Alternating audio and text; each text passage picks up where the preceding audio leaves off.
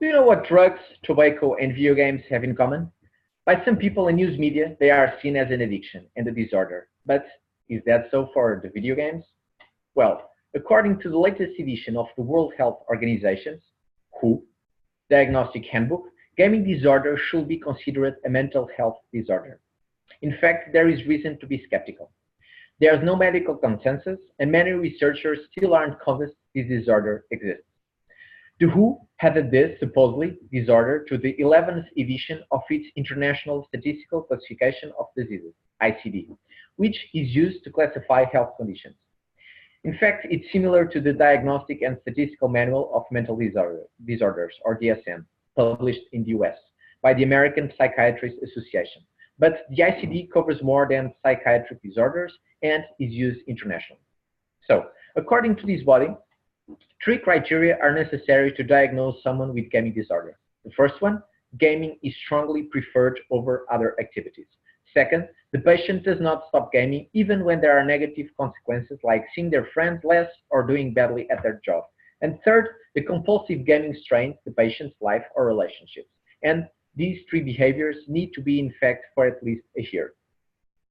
According to Vladimir Pozniak, a WHO member that proposed the new diagnosis, when contacted by CNN, said, "We are not creating a precedent. The WHO is simply following the trends and developments which have taken place in populations and in the professional field." Still, the decision is sure to be controversial, given ongoing research on the topic. When it comes to the DSM, for example, gaming disorder is in a special section for conditions that need more research to figure out if they are real. In 2016, experts wrote a letter to the WHO recommending against adding gaming disorder to the ICD. They claim that existing research on the supposed disorder is poor, and there is plenty of fighting, but no medical consensus. Plus, the act of formalizing this disorder, even as a proposal, has negative medical, scientific, public health, societal, and human rights fallout that should be considered, their rights, advocating caution. Besides this, the evidences found are very inconsistent, and the criteria, as we read, are too broad. According to Andrew Bilski, a psychologist at the Oxford Internet Institute, who has extensively studied video games and mental health, nothing in these criteria has anything to do with gaming specifically, he says. You could easily take out the word gaming and put in sex or food or even watching the World Cup. We know how opiates and nicotine work and what makes them addictive, but we don't know the same for games. The gaming disorder definition says nothing about what kinds of games or what features of games might be addicting, and so it's too broad to be helpful. It's just stating that sometimes people who play games play them too much. This could be true about any activity, and such an attitude could lead to a kind of pathologization of every aspect of life, this researcher says. If there are people suffering because they play too many video games, says also Michelle Calder-Carras, a public health researcher at Johns Hopkins University, this is usually preceded by a more complex background, involving many variables that led to this kind of behavior. She argues that these people usually can get psychiatric treatment under a more general diagnosis, like depression or anxiety. Both Carras and Bilski were part of the group of researchers who wrote a letter to the WHO in 2016, recommending against adding gaming disorder to the diagnostic handbook, because there were no consensus and most studies in the area are low quality. So, what's wrong with the studies? First, we don't even know how many people might have gaming disorder.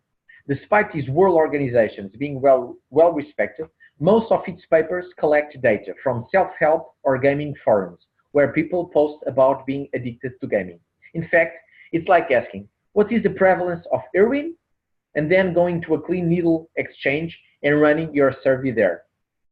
As a result, some numbers say that gaming disorder afflicts less than 1% of gamers, but other studies suggest rates up to 100 times higher.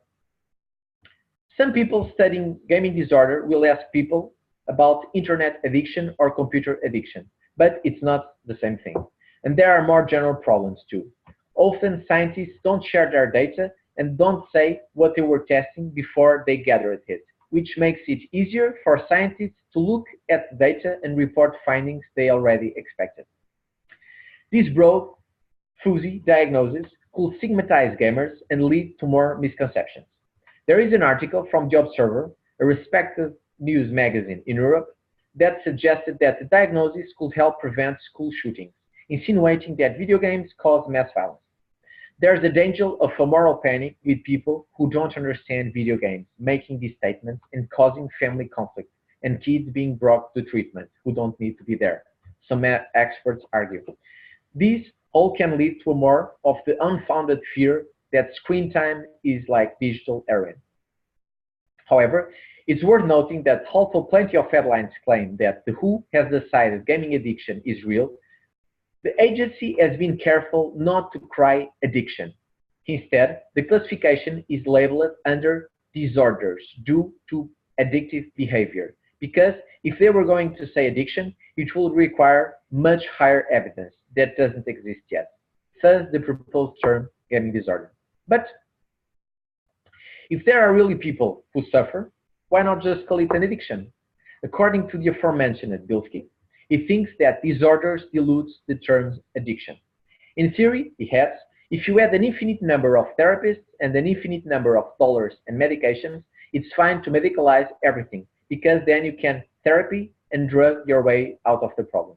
But we don't live in a world like that, and so triage is necessary.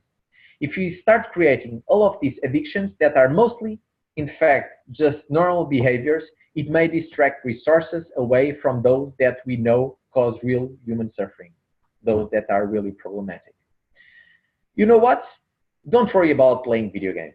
Provided that the activity of the game is monitored by the parents in the case of minors or properly regulated in the case of adults, they are good for you and your children.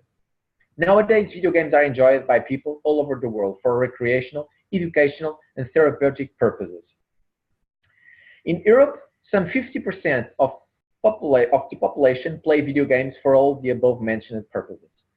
To classify gaming as a disorder under the mental health and addiction category of the new ICD list will only lead to more moral panic and, even worse, lead to abuse of diagnosis, as the inclusion is not based on a high level of evidence, as will be required to formalize any other disorder.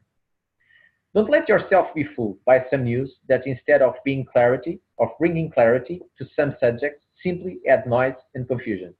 My advice, be well informed and play safe.